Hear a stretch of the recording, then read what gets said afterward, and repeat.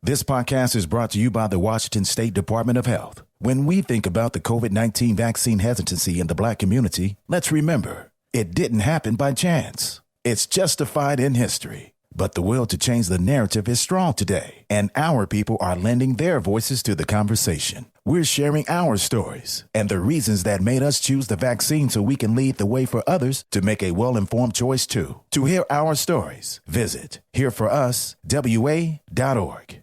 Wenatchee is gorgeous in the spring with its lush green rolling hills, abundant wildflowers everywhere, and the views of the Columbia River. The local food scene offers an abundant selection of authentic international cuisines featuring the unique farm-fresh ingredients of the region. Wenatchee is also home to award-winning wines, handcrafted hard ciders, and a talented handful of local brewers producing fine craft beers. Visit Wenatchee, the heart of Washington State. Hey, this is BJ. Thanks for listening to our show's podcast. If you're a fan of all things geeky, you should check out my other podcast, BJ Shea's Geek Nation. We have new episodes every day, and you can check it out at bjgeeknation.com. Your home is going into foreclosure and you feel like a financial wreck. You don't know where to turn for accurate information. I'm bankruptcy attorney Travis Gagne. Let's talk about some legal options. If we work quickly, we can propose a plan to save your home, modify the loan, or in many cases even eliminate your second mortgage. The consultation is free. I've helped hundreds of people just like you make informed decisions about whether to save their home or exit it on a reasonable, organized timeline. The chapter you choose sets the tone for the next chapter of your life. Please contact me today at choosetherightchapter.com. That's choosetherightchapter.com. 99.9 KISW, the Rock of Seattle. Well, during a concert in Reno, Nevada, Tim McGraw, he forgot lyrics to his opening song. Okay, but then he decided to confront a couple in the audience who apparently booed him for his slip-up. That's awesome. Oh, yeah. That's some good business right there. Yeah, at one point, Tim angrily stared the couple down, then jumped off the stage and got in their faces before resuming the show. You can check the video on the BJ and Migs page of KISW.com. I'm starting being made gold.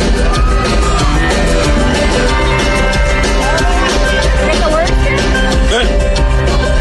I just never could quite tell you no. Just like when you leave and never enough. Then why are you doing that? Then leave.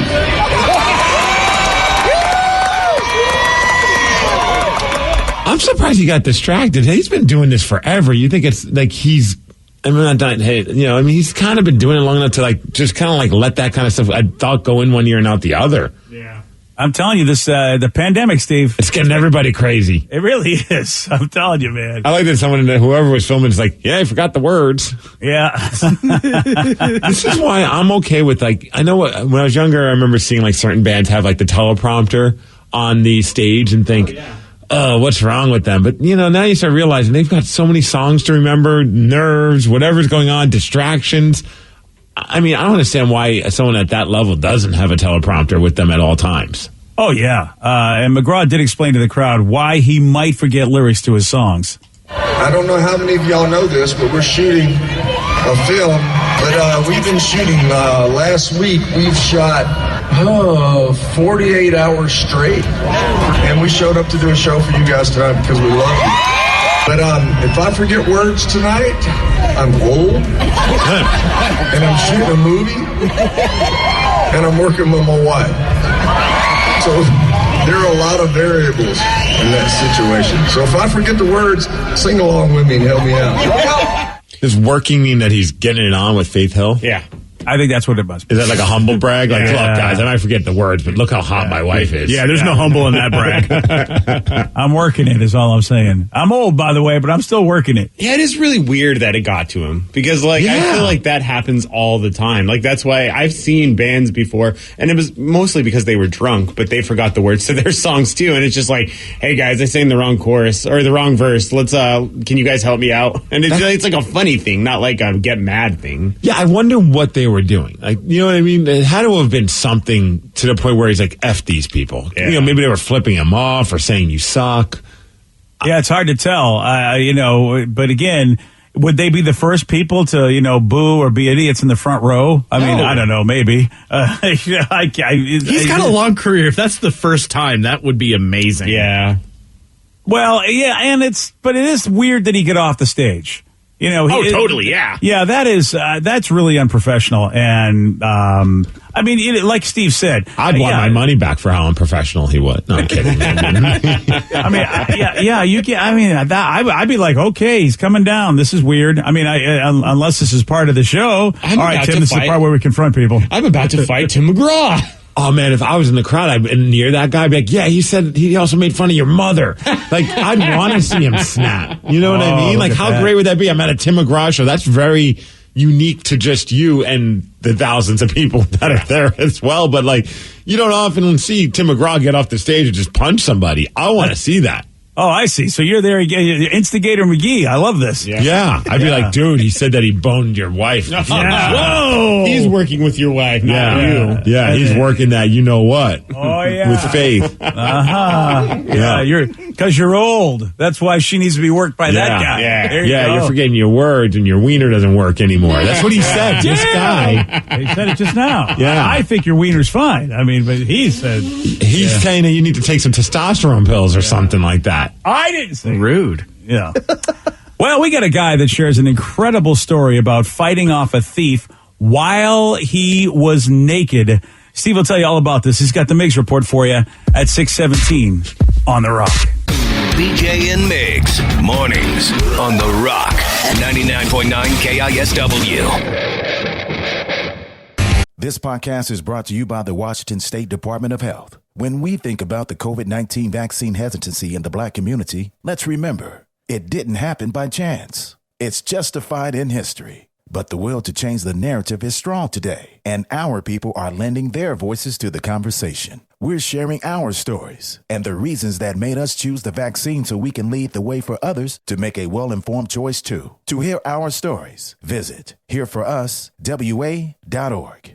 Wenatchee is gorgeous in the spring with its lush green rolling hills, abundant wildflowers everywhere, and the views of the Columbia River. The local food scene offers an abundant selection of authentic international cuisines featuring the unique farm-fresh ingredients of the region. Wenatchee is also home to award-winning wines, handcrafted hard ciders, and a talented handful of local brewers producing fine craft beers. Visit Wenatchee, the heart of Washington State.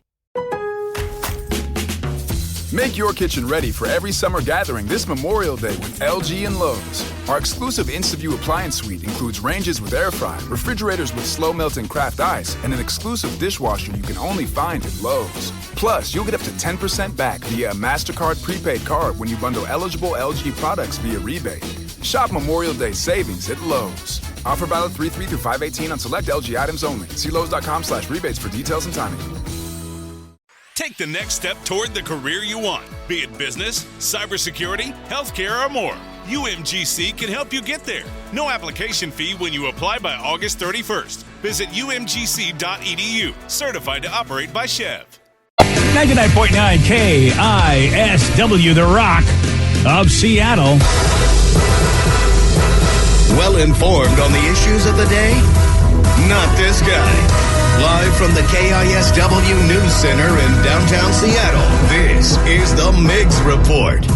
Well, thanks, you guys, and thanks to Advanced Hair Restoration for giving us the Miggs Report. And today, it's time for you to be nice to the Rev, BJ. Today is National Stop Bullying Day. Yeah, be nice to me. Yeah. Okay. Yeah, all right. Stop bullying the troll. Are you sure? I guess, okay. You both stop bullying each other. All right, there we go. And keep your bras off, because it's National No Bra Day. Yeah. Ooh, sweet. I'm doing it. And sometimes I need to check these before I leave work because I did not know this, and it would have changed how I came to work today because today's National Bring Your Teddy Bear to Work or School Day, which would not be odd if I just walked in. Imagine I just walked in with a teddy bear. Hey, guys. That I don't even know what to say about that. I really, really don't. I think you say, Steve, why are you being so weird? That's what you say. Can I be the old guy and go, I feel like that's a millennial holiday? I don't feel like that was ever made up by boomers or Gen Xers. Oh, my dad would go to work with his teddy bear all the time. I don't know what you're talking about. Oh, I forgot about that. You're right, because he was such a cuddly guy. You're right. Yeah. Pinky the Bear. Good old Binky the Bear. I feel like your dad's teddy bear would have a little bit more of a foul mouth name. Yeah, shut the F up, kid bear. Yeah, that's it. All right, this visually just disturbs me. This incident that happened in Rhode Island. A guy by the name of Charles. In charge. Oh, that's why he's Charles. Okay. Well, anyways, he heard some noises outside, like something was being cut. So he's like, what the hell is going on? Well, he noticed there was a guy under his car trying to steal his catalytic converter, which, Whoa. That's not cheap. So that's probably why the guy was trying to steal it. Well, anyways, he confronted the thief, and they got into a fight. The thief eventually was able to get away with the catalytic converter, but Charles got the phone and gave it to the police, and hopefully they'll be able to catch the guy. But that's not all the craziest part of the story. The crazy part of the story is Charles, he was playing video games at 2 a.m. when all this happened, and apparently Charles likes to play video games while he's naked. So this entire incident happened while Charles was buck naked fighting this criminal. In fact, here's Charles talking about all of it. It was about 2 a.m. playing video games, Grand Theft Auto, funny enough. I'm naked in my house. I'm relaxing. So I come out the house naked, and sure enough, there's somebody under my car. From out my car, and he starts swinging the sawzall at me. I start fighting with the guy and wrestling with him. He ends up elbowing me, but I still grab onto him, and I end up getting his phone off of him. It's not the end of the world to me, but there's people out there that, that wake up in the morning, they're not expecting it, and now they have no way to get to work. Yeah, because he's probably taking them from other cars as well. Wow. Is that a rock bottom moment for a criminal? Like, okay, I'm fighting a naked man. Yeah. Like, I need to reevaluate what I'm doing with my life. Yeah, I feel like I would have left the converter. Like, okay, I don't know what is going on here, but naked crazy man's coming at me. Naked crazy man. All right, first thing in the morning, walk into work, we get a text message, BJ. Oh boy! And at first, it made me angry, and then I realized what they were doing, and it made me very happy because it's the greatest callback to another text message we received last week after a Seahawks game. This text reads, "The Kraken suck. They can't even win their debut game. Not even for the vets in this state. They belong in the same category as the drug dealers and the bums, who most of this population are in Seattle." Just kidding. I make fun of the one texter from last week. That's amazing. Because remember, we got that text from that guy after the Seahawks game that was not joking, but legit mad at the Seahawks for losing because they get paid millions of dollars to win. Yep. And what about the vets and the homeless and all that I feel the same way about the Kraken. I'm done with them. Oh, yeah. Man, it was a good run. They finally lost the game. What a game, though. Yeah, Vegas ended up beating the Kraken 4-3. It was looking kind of scary at first. Well, at first, the team looked really good, aggressive. The forwards were playing very strong. And then they were playing maybe a little too aggressive because they gave up a couple of opportunities. Next thing you know, they're down 3-0. And you're thinking, oh, boy.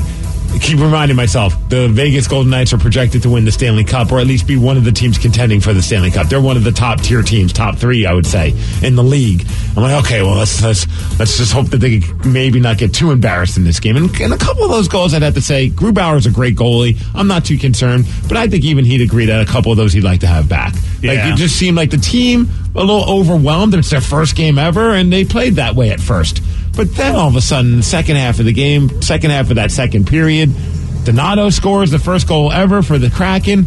69 seconds later, they score again, which, man, oh man, you realize how well our audience knows us. My freaking text, my Twitter feed was just a bunch of people telling me, hey, if you didn't notice, they just scored 2 goals in 69 seconds. And then Geeky scores just an incredible goal. I mean, I thought that was a sweet. I know the announcers were trying to make it sound like as if Robin Leonard of the Vegas Golden Knights should have had it. I'm like, man, I don't know. He felt like he threaded that needle. That was a pretty sweet goal. I feel like Geeky's going to be that guy who's going to be a breakthrough player for the Seattle Kraken. And next thing you know, it's 3-3 tie.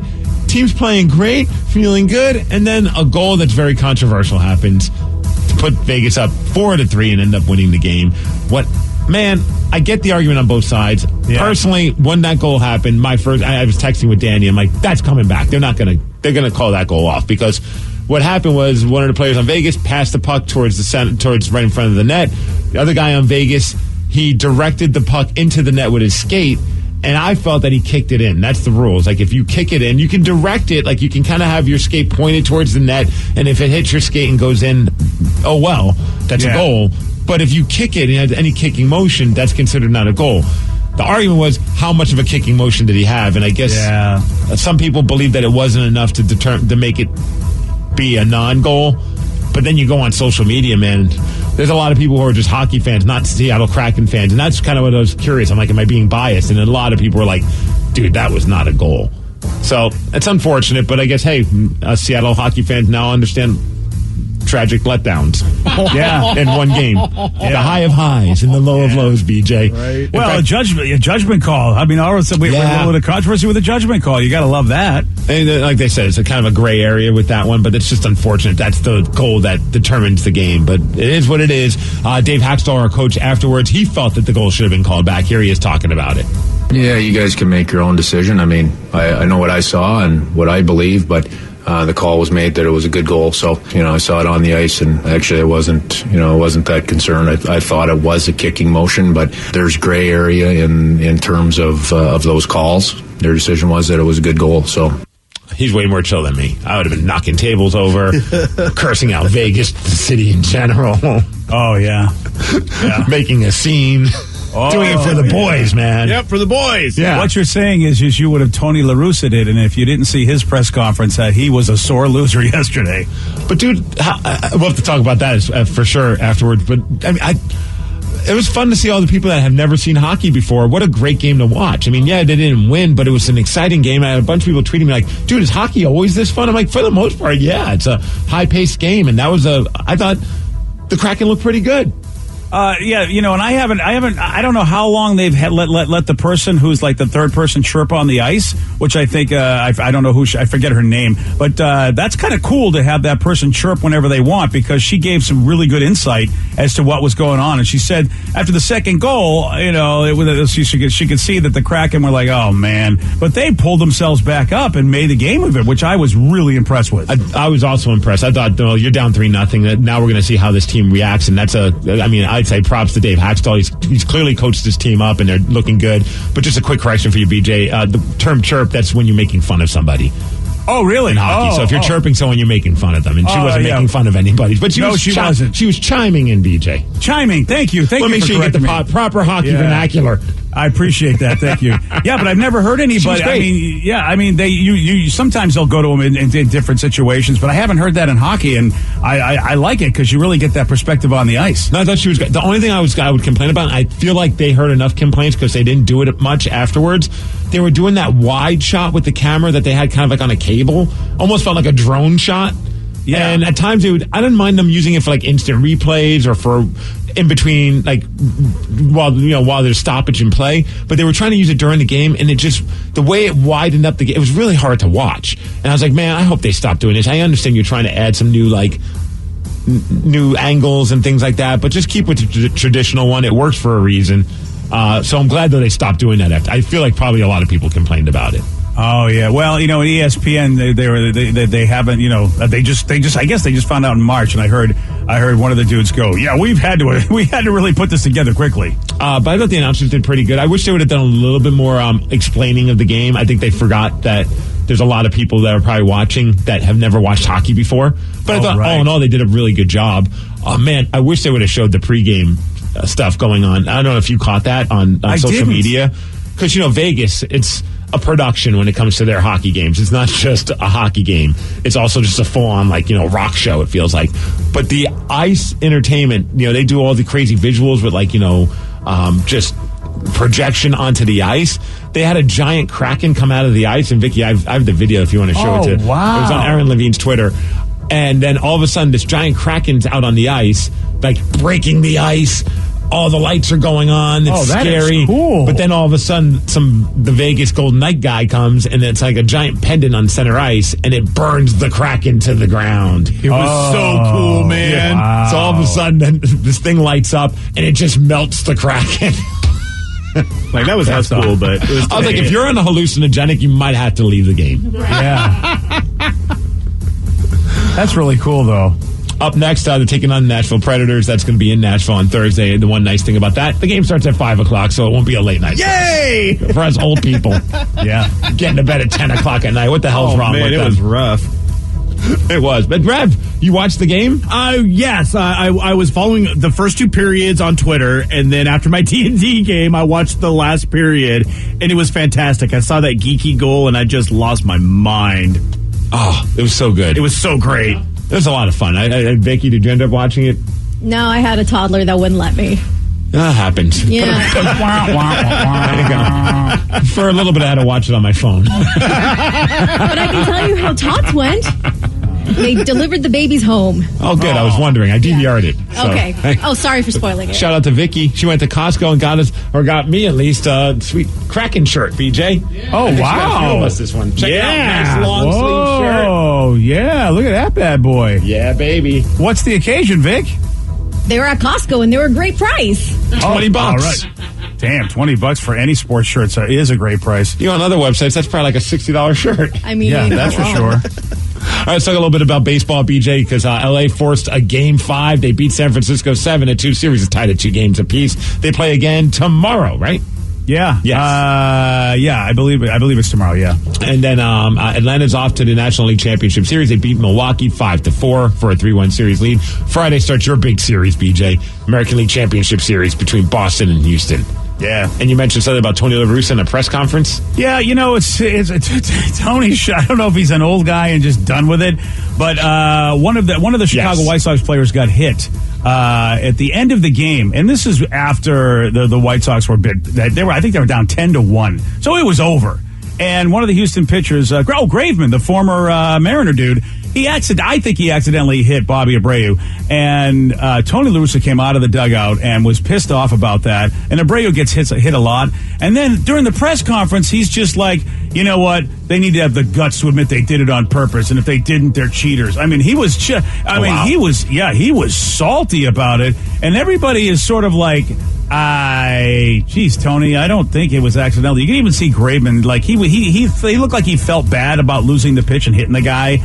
And Tony just was not letting it go. I mean, he was just like, they're cheaters. They don't get no respect, and they're gutless. I mean, it was just wow. He was take a CBD or something. Yeah, it was. I've never seen sore losing happen, and you know, so much. But Tony was not having any of it. But his team got crushed. I mean, that was the bottom line. Houston's a really good ball club. There should be a reporter out there whenever like a manager loses my big. Come on, man, take an edible, relax. Yeah, chill out. Coach Haxtell was a lot better and a lot more sportsman. Which is funny because that was the knock on Haxtell in Philadelphia, is that he never really shows emotion, win or lose. And I think we got a little bit of an example of that. He's just kind of cool, calm, and collected no matter what. But he had a lot of love for his team. He's like, I'm very impressed by how they played. Obviously, some mistakes that we'll work on, but not much. Like, he felt really good about how the team performed. And sure. I agree, man. You're playing one of the top teams, and you almost beat them in their arena on opening night. That was a good start. Good start now. We'll see how things go. Nashville's not as good as Vegas, so hopefully we'll be able to beat them pretty easily. That would be, I mean, I'm hopeful too, Steve, because being down 3-0 and coming back the way they did, you got to hope that they're going to have a really competitive and a win against Nashville. Like a few texters said, like, hey, I thought it was really cool that they might have lost, but they look good, came down 3 down, had a chance to win against one of the best teams. And even ESPN were saying that looks like they're going to have a chance for the playoffs in their first year. Release the Kraken. Yeah, that's what they were all saying, is that they think, oh yeah, these guys will go to the playoffs. Well, it's fortunate because their conference is not as strong as the Eastern Conference, so and especially their division's not as strong as other divisions. So I mean, we're fortunate for that. We should be.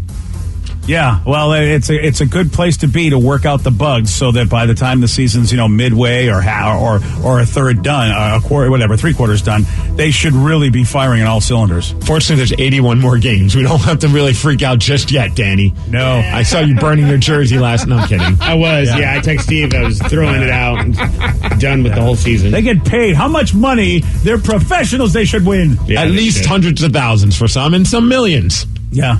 Seahawks brought in apparently going to work out Blake Bortles, not to start as a quarterback for them, but potentially be the backup for Geno Smith, because right now they need a guy to back him up. That's a good point.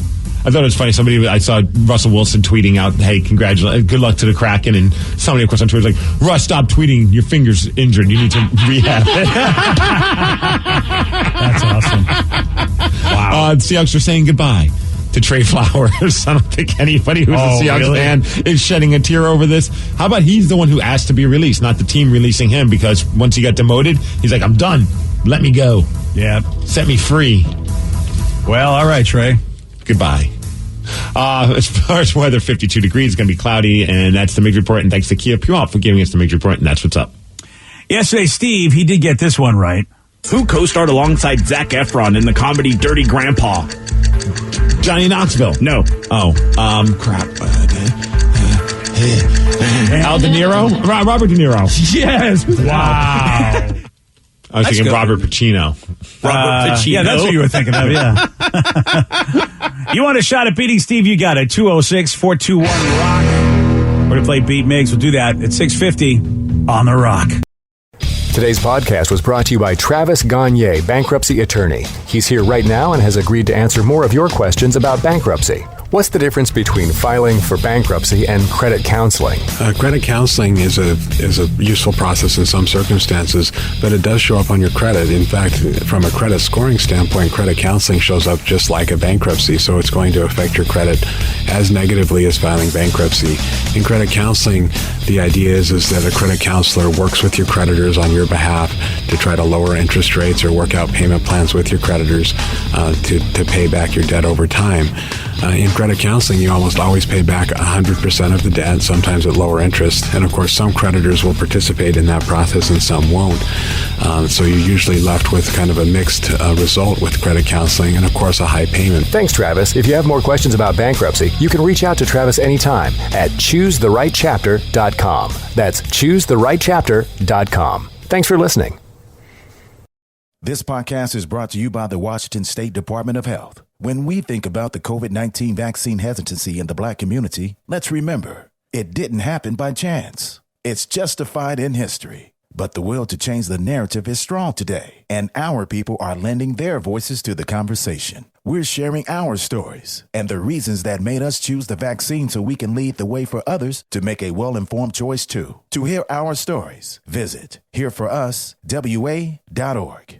Wenatchee is gorgeous in the spring with its lush green rolling hills, abundant wildflowers everywhere, and the views of the Columbia River. The local food scene offers an abundant selection of authentic international cuisines featuring the unique farm-fresh ingredients of the region. Wenatchee is also home to award-winning wines, handcrafted hard ciders, and a talented handful of local brewers producing fine craft beers. Visit Wenatchee, the heart of Washington State. Make your kitchen ready for every summer gathering this Memorial Day with LG and Lowe's. Our exclusive InstaView appliance suite includes ranges with air fry, refrigerators with slow melting craft ice, and an exclusive dishwasher you can only find at Lowe's. Plus, you'll get up to 10% back via a MasterCard prepaid card when you bundle eligible LG products via rebate. Shop Memorial Day savings at Lowe's. Offer valid 3/3 through 5/18 on select LG items only. See Lowe's.com/rebates for details and timing.